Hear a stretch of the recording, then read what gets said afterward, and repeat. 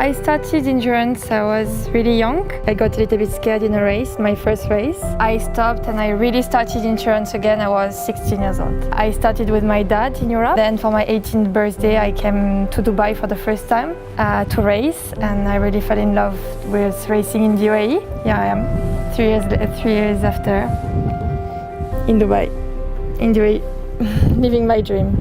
I always think about the quote, when you give your heart to a horse, he gives you his spirit, and I really think it's true, especially the Arabian horses. If you give them your love, they will give you everything, and this is what happened to me.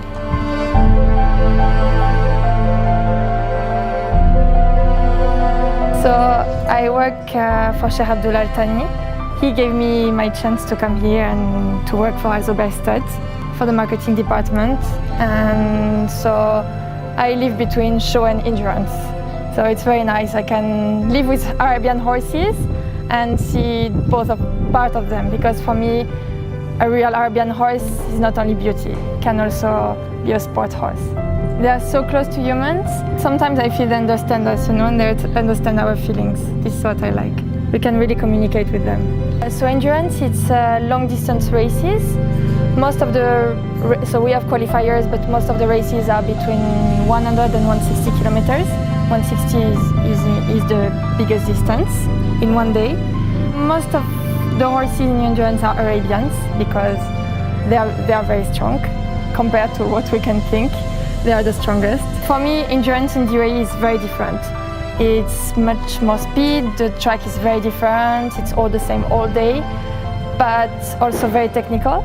As you said, I am a lady competing here, but we have the chance that we have ladies races and we don't feel any difference. It's not because we have a girl that we will get less chance or anything,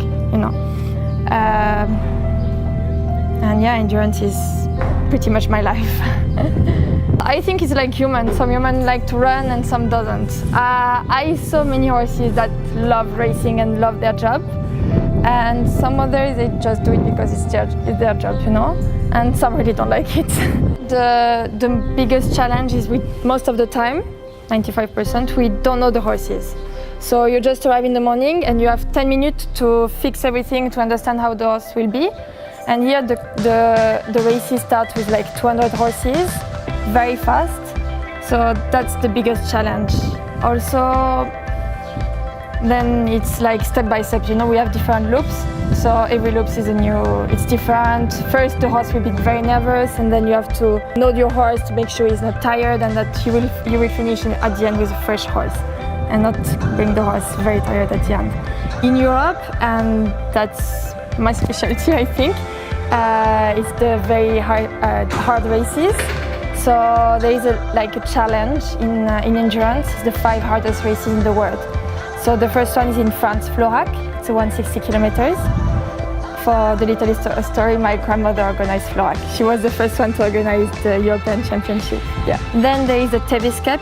So the Tevis Cup, they say it's the first endurance in the world. You know the Pony Express? When they started to build the main trail between the west and the east, they were doing races with the horses. That's how they started endurance. So the Tevis, then there is the Tom Coulter in Australia, and the Sheikh Mohammed Cup and President Cup in the UAE. So I already finished 4 of them. The only one I went last year, but I didn't finish, is the Tevis. And especially the three Sheikh Florac, Tevis and Tom Coulter. You are alone with your horse. When I did the Coulter, I did 100k alone with my horse, and you are in the forest alone, and it's very challenging. The Tevis, you go in the canyons alone. There's huge mountains.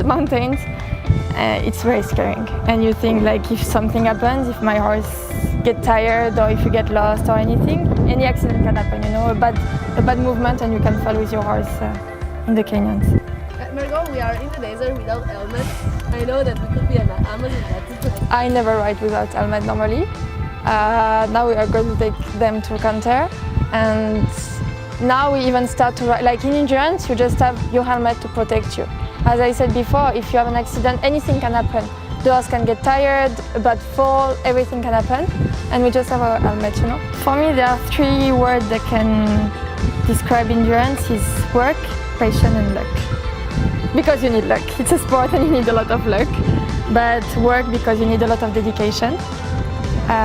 You need a lot of work for you and for your horse. Patient because if you're not passionate, you will stop at one point. There is no chance that you will continue. And luck because, as I said, it's a sport. The chance here is we start riding very early. So I start my day riding at 5 a.m. until 7:38. And then I just change and go to work all day. And the competitions are in the weekend. And even like with the show here, the shows are in the afternoon. So I have time to race in the morning and go to the show in the afternoon. So hopefully here it's pretty easy to manage. I know there is a lot of stereotypes about living in the UAE for women, but to be honest, I feel much more safe in this country and I feel much more in my place than in France. Life is very easy in the UAE. It's a very nice life. We can enjoy a lot. In the weekend, you just drive for 30 minutes and you feel you're on holidays. And there is it's a melting pot. So there is a lot of nationalities. So it's also very nice. We meet a lot of new people from all over the world. And for women, honestly, I don't feel any difference, except that I feel more safe. It was not easy for me at the beginning. It's not like I don't have the feeling naturally in me, but I think with a lot of work and if you believe in your dreams, you can do whatever you want. For the moment, I don't want to change anything. I'm living my best life for the moment, really.